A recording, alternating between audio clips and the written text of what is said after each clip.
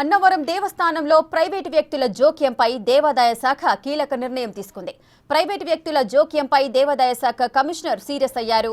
వెంటనే ఈ వ్యవహారంపై విచారణ జరపాలంటూ ఆదేశాలు జారీ చేశారు. విచారణ అధికారిగా అదనపు కమిషనర్ చంద్రకుమార్ను కూడా నియమించారు.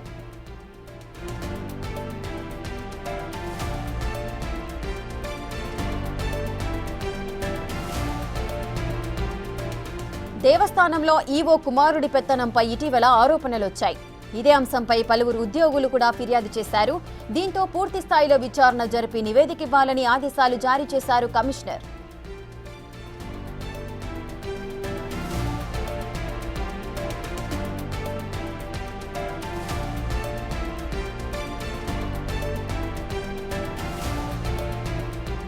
రైట్, అన్నవరం దేవస్థానంలో ప్రైవేటు వ్యక్తుల జోక్యంపై దేవాదాయ శాఖ కీలక నిర్ణయం తీసుకుంది. దీనికి సంబంధించిన పూర్తి డీటెయిల్స్ మా ప్రతినిధి శివ అందిస్తారు. శివ, ప్రైవేటు వ్యక్తుల జోక్యం చేసుకుంటున్నారంటున్నారు. అన్నవరం దేవస్థానంలో ఏం జరిగింది?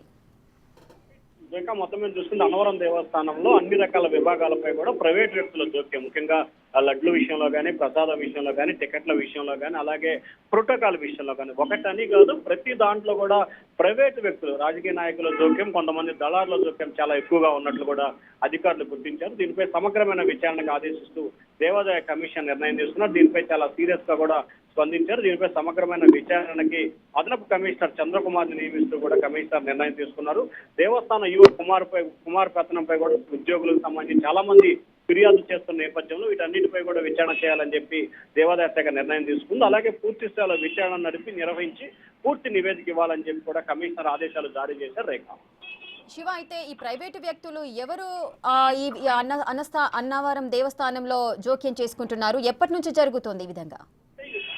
గత ప్రభుత్వ హయానికి సంబంధించి కూడా అన్నవరం దేవస్థానానికి సంబంధించి కొంతమంది దళారులుగా సిండికేట్ గా ఏర్పడి అక్కడ కాటేజీ విషయానికి సంబంధించి కానీ, దర్శనం విషయంలో కానీ, లేకపోతే ప్రోటోకాల్ విషయంలో కానీ ఇట్లా ఇష్టానుసారంగా ప్రతి విషయానికి సంబంధించి కూడా ఒక దళారీ వ్యవస్థ అయితే అక్కడ పూర్తి స్థాయిలో వీరంతా కూడా దందాలు చేయడంలో ఆరితేరారు. దర్శనాల విషయంలో కొన్ని రేట్లు ఫిక్స్ చేయడం, అలాగే వారు అనుకున్న వ్యక్తులకే కాటేజీలు, రూములను ఇవ్వటం, అలాగే దర్శనాల విషయంలో ఇష్టానుసారంగా చేయించడం, అనుకున్న వ్యక్తులకే దర్శనం చేయించడం, అలాగే లోపల అంతరాలయ దర్శనం, ఇట్లా ఇష్టానుసారంగా కొంతమంది వ్యక్తులు చేస్తున్నారని చెప్పి కూడా అంటే అనేక సందర్భాల్లో ఫిర్యాదులు వచ్చిన పరిస్థితి కనిపించింది.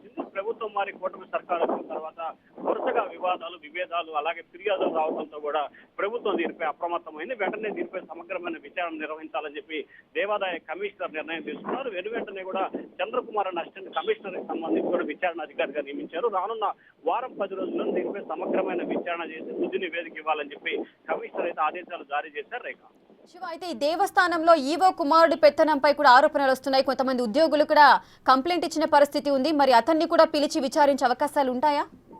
ఖచ్చితంగా ఒక ఈవో కుమార్ విషయం కానీ, లేకపోతే అసిస్టెంట్ ఈవో కానీ, లేకపోతే అక్కడ పనిచేస్తున్న ఉద్యోగులు కానీ అక్కడ ఒక గ్రూప్ వార్ అయితే కొనసాగుతున్న పరిస్థితి కనిపించింది. అక్కడ దేవస్థానంలో పనిచేస్తున్న ఉద్యోగులు 3 వర్గాలుగా విడిపోయిన పరిస్థితి. కొంతమంది అధికార పార్టీకి, కొంతమంది ప్రతిపక్ష పార్టీకి, ఇంకొంతమంది వారు సొంత ఏజెంట్ అమలు చేసుకుంటూ ఇష్టానుసారంగా వ్యవహరిస్తున్న పరిస్థితి కనిపిస్తుంది. సో ఈవో విషయానికి సంబంధించి కొంతమంది ఫిర్యాదు చేయడం, అలాగే ఎవరైతే ఈవోపై ఫిర్యాదు చేశారో వారిపై మరికొంతమంది అధికారులకు ఫిర్యాదు. సో టోటల్ గా చూసుకుంటే ఒకరిపై ఒకరు ఫిర్యాదులు చేసుకుంటూ దేవస్థాన ప్రతిష్టను ఇబ్బందులు పాలు చేసే రీతిలో ముఖ్యంగా ఉద్యోగులు వ్యవహరిస్తున్న పరిస్థితి కనిపిస్తా ఉంది. సో ఈ నేపథ్యంలోనే దీనిపై సమగ్రమైన విచారణకి ప్రభుత్వం ఆదేశించింది. ఖచ్చితంగా రానున్న 1-2 రోజుల్లోనే దేవాదాయ అసిస్టెంట్ కమిషనర్ అన్నవరం వెళ్ళి అక్కడ పూర్తి స్థాయిలో ఉద్యోగులు అలాగే అక్కడ పనిచేస్తున్న సిబ్బందిని, ఈవోని అందరినీ కూడా ప్రశ్నించి పూర్తి స్థాయిలో విచారణ చేపట్టే అవకాశాలు అయితే కనిపిస్తా ఉన్నాయి. Right, thank you Shiva, thanks for the details.